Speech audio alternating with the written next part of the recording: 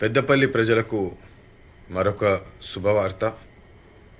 మీ అందరికి తెలుసు, గత 2 సంవత్సరాలకెళ్ళి రామగుండం ఎయిర్పోర్ట్ వస్తే మన స్థానికులకు, పెద్దపల్లి ప్రజలందరికీ ఒక అభివృద్ధి బాటలో ఒక మంచి ఎయిర్పోర్ట్ వస్తే కనెక్టివిటీ పెరుగుతుంది, బిజినెస్ పెరుగుతుంది. మన కాడ సింగరేణి కార్మికులు చాలామంది ఉంటారు.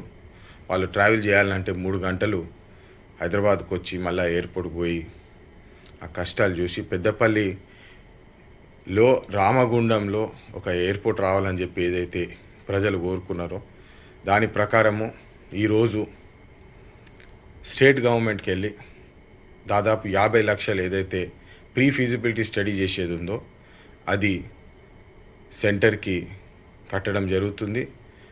దీని ప్రకారము మళ్ళీ next step central aviation ministry, airport authority of India ఈ ప్రీ ఫీజిబిలిటీ స్టడీ ఏదైతే ఉందో నెక్స్ట్ లెవెల్ స్టడీ చేసి మళ్ళా ఎయిర్పోర్ట్ వచ్చేటట్టు నెక్స్ట్ స్టెప్ తీసుకుపోయే దారిలో పెట్టడం జరుగుతుంది.